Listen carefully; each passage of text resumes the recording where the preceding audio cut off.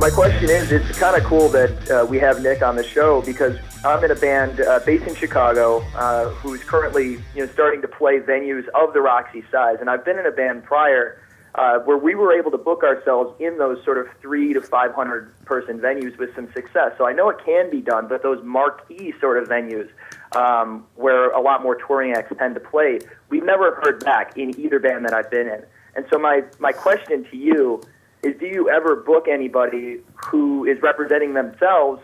And if not, I would love to get both yours and Steve's opinion on what to look for in an agent, if there are specific agents that you use consistently, and how to get in touch with those guys one-on-one to get them to come and see you. Nick, you want to take a swing at that? I mean, one, we do book the biggest bands in the world, and we also book the band that no one's heard of. So, the Roxy's open 7 days a week. We can't always have the biggest bands play. We need to support the next biggest band in the world, which nobody knows yet. I think it's about relationships. When you don't have that it's reach out to find out who the door guy is, who's the sound guy, who's working the bar.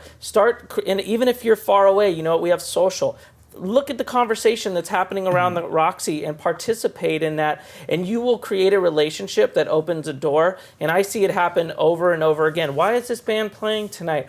Oh, you know what? They dropped their CD off to Barry, the door guy at the Roxy, and handed it to Megan one day. And God, they're so great. So just know that people are in the music venue. We want bands to play all the time. So we're asking our friends. We're putting it out there. Quick example: this band, the Mowglis, who I'm a huge fan of, that everyone should go check out, tweeted me 2.5 years ago, "Hey Nick, we would love to play the Roxy one day."